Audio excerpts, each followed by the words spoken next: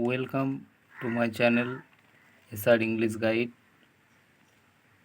এই চ্যানেলে যারা নতুন তারা চ্যানেলটিকে সাবস্ক্রাইব করে দিও। ভিডিওটা ভালোভাবে দেখো, বন্ধুদের সাথে শেয়ার করো, আর ভিডিওটা ভালো লাগলে একটা লাইক অবশ্যই করো। আজকের আলোচ্য বিষয় তোমাদের সেকেন্ড সামেটিভ অর্থাৎ দ্বিতীয় পর্যায়ক্রমিক মূল্যায়নের সপ্তম শ্রেণীর বিষয় বাংলার ফুল সাজেশন দেওয়া হলো। প্রথমেই প্রশ্নমান 1, মানুষ যে দৌড়ে চ্যাম্পিয়ন তা কি?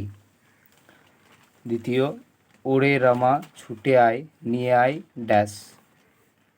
পুরন্দর চৌধুরীর ভাইয়ের নাম কি? জনগণ মন গানটি প্রথম কবে গাওয়া হয়? স্মৃতিচিহ্ন কবিতাটি কার লেখা?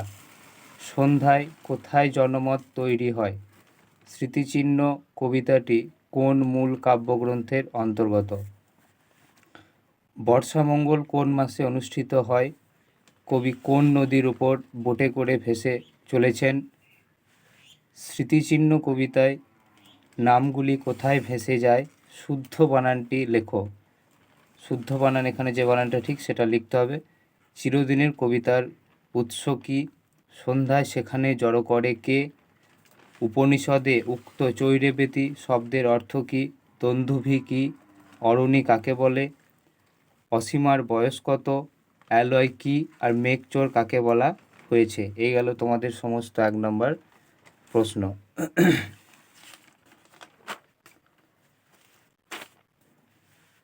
এবার আসি 2 নম্বর। নোট বই পড়ে আমরা কি জানতে পারি? কে কোথায় থেকে মেঘ এনেছিল? কালস্রোতে ধৌত নাম নিত্য সমুজ্জ্বল। এখানে কাদের সম্পর্কে এমন কথা বলা হয়েছে? গ্রামের পাশে মজা নদী কী করে? যে চাবি দিয়ে টিয়া মাকুকে চালু করেছিল সেটি আসলে কি? জাদুকর সোনা টিয়াকে কি দিয়েছিল? যৌগিক শব্দ কাকে বলে? রূঢ় শব্দ কাকে বলে? উদাহরণ দাও। রবীন্দ্রনাথ জনগণ মনর যে ইংরেজি নামকরণ করেছিলেন সেটি লেখো। এটার উত্তর দ্য মর্নিং সং। তারপর এখানে দেখো, তুমি একটা স্পাই। স্পাই কথার অর্থ গুপ্তচর। তুমি একটা স্পাই, কাকে স্পাই বলা হয়েছে? শেষ প্রশ্ন আছে এখানে, নববর্ষা বলতে কি বোঝো? এবার আসি প্রশ্নমান 3, বাইরের চলাটা আসল নয়, লেখকের মতে আসল চলা কোনটা বা কোনটি? অসীমা কেন পুরন্দর চৌধুরীকে ফেরিওয়ালা বলে ব্যঙ্গ করেছে? সভা একেবারে স্তব্ধ হয়ে গেল, কেন সভা স্তব্ধ হয়ে গিয়েছিল? এটা কিন্তু প্রমাণিত সত্য। এখানে কোন সত্যের কথা বলা হয়েছে? এগুলো ছিল সমস্ত প্রশ্নমান 3-এর প্রশ্ন। আর এদিকে আছে,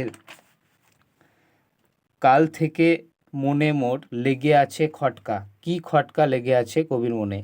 মূঢ় ওরা কবিতায় তাদের মূঢ় বলার কারণ কি? শান্তিনিকেতনের মাঠে যখন বৃষ্টি নামে তখন কবির কেমন অনুভূতি হয়? তারপর আসি প্রশ্নমান 5, কাল স্রোতে কাদের নাম ধুয়ে যায়? সেই স্রোত কাদের স্মৃতি গ্রাস করতে পারে না? বলবে কি তোমরাও নোট বই পড়োনি? নোট বই পড়লে আর কি কি জানা যায়? হোটেল বলে হোটেল সে এক এলাহি ব্যাপার। বনের মধ্যে এই যে হোটেল কে চালায় তার কীর্তিকলাপের সংক্ষিপ্ত বিবরণ দাও। স্বর্গের শুরুয়ার বর্ণনা দাও।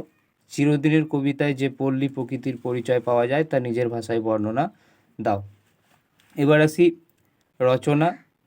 দেশ ভ্রমণের উপযোগিতা, একটি বট গাছের আত্মকথা। আশা করি এই দুটো রচনা করলেই তোমরা কমন পেয়ে যাবে পরীক্ষার মধ্যে। তারপর চিঠি যেটা আসবে তোমাদের, ব্যক্তিগত চিঠি।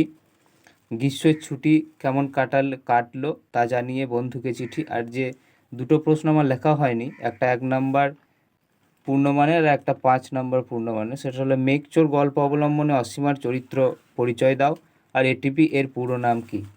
এই সমস্ত প্রশ্নগুলো ভালোভাবে দেখো এবং স্ক্রিনশট নিয়ে নাও। আশা করি তোমাদের প্রয়োজনে লাগবে, আর এখান থেকেই সম্ভাব্য পরীক্ষাতে প্রশ্নপত্র আসবে।